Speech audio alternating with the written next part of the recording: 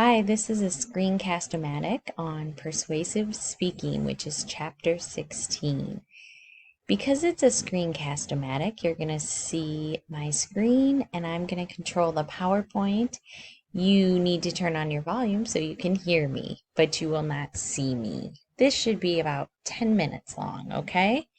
So I want you to read chapter 16, but I also want you to listen to this PowerPoint because I am giving you some good tips and helping you to figure this all out. So persuasive speaking, first of all, seeks to influence beliefs, values, attitudes, and behaviors. This is according to your textbook. In this way, you are more of a leader. You're trying to lead people to a certain assumption or a certain belief or a certain action. In the informative and the demonstration speech, you are more of a teacher, teaching them a new skill or about something they may not know about. But in a persuasive, you're trying to lead them to think or act a certain way. So there's two functions of persuasive speaking. The first is to convince your audience, to convince them of some belief or some attitude. The second function is speeches to actuate, so to have people act on them, to have them take a certain action or stop a certain action. So you are going to figure out what is your topic for your persuasive speech, and there is a ton of ideas at the end of chapter 16. Okay? Once you have an idea, then you're going to look at these three types of persuasive speeches: propositions of fact, propositions of value, and propositions of policy. And you're going to see where your idea fits best. Now I'm going to go through these kind of quickly, but they are in your book, so I still want you to look them over in your book, okay? The first type of persuasive speech is a proposition of fact. And that is, these tend to be highly controversial topics. They focus on whether or not something exists. Is it true or false? The example in the book that they use is racial profiling. But it could be something like Area 51.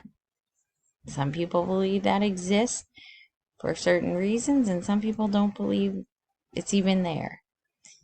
I think another one they talk about in the book is global warming. When you have these types of controversial topics, a lot of times you need evidence to convince the audience. So keep that in mind. Propositions of value are asking you to look at the worth of something, maybe based on your morals or your beliefs, your wisdom. Now, usually in this case, you're picking from multiple options. You're letting the audience know that there's options, but you're also telling them which option is best because of certain criteria. So there's a lot of different examples you can read about in the book for propositions of value. And the last type of persuasive speech is a proposition of policy. The speaker is asking for the audience to take on or to stop a certain behavior. Now, the example they used was Congress when they're trying to pass a law. They're advocating for that law to be passed, and they're hoping it is passed. So in this case, you're going to define the problem and then state what the action is. So the problem could be texting and driving, and the action is to give your phone to the passenger or put it in the back seat or don't answer it. So you have to be specific in what you want people to do. So those, you're going to have a topic. Then you're going to look at the three types of speeches and decide, is it a proposition of policy, of fact, or of value? I always forget that one. I always forget the word for it. Okay, So, and then once you've decided that, you can look at what are some strategies I can use to persuade people. Now, there's a video, but it doesn't work on here, so I've linked it in the content for this week. But basically, the video talks about, ethos, pathos, and logos. So, ethos is about credibility, your credibility as a speaker. Your credibility is based on a lot of things. It's based on you being a good speaker. It's based on your experience in whatever field you're reading about. So there's a lot of things that play into credibility. What you want to remember is that ethos is always important. So is logos and pathos, but the combination of those may be a little different. So logic is focusing on reasonable action, evidence. Some of you are going to be more on that logos. You're going to be swayed more by the numbers. Some of you are going to be more swayed by pathos, which is emotion.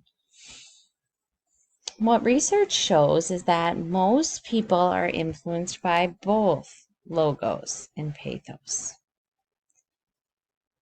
The video that you're going to watch talks about how it depends on the topic and it depends on the audience.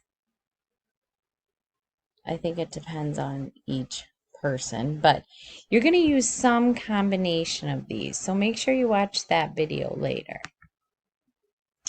Now, if you are using words that are not appropriate or inaccurate to the claim you're trying to make, then it's called a fallacy. It's a fault in your reasoning. The speaker does not give enough evidence. It's just their word against whoever's. So fallacies happen a lot in political ads. People make claims that they don't really have the numbers for. I do want you to look at the 4 major categories on page 1611 in your online book. It's just one page, but it's broken down into the 4 major categories. So I do want you to pay attention to those categories. So how do you avoid fallacies? Well, you make sure you have a lot of credible evidence. Be honest with your audience. What are you trying to do here? Pass with an A, kind of improve on this, but I'm never going to improve on that. Somebody can be talking to you. The other thing would be to offer a mix of logical and emotional appeals like we talked about just before. So language is really important. The words that you use are really important to your public speaking. So there's a handout, language in Persuasive Speaking, and I will have that under this week's, and you can click on it. It's just easier to do than on the PowerPoint.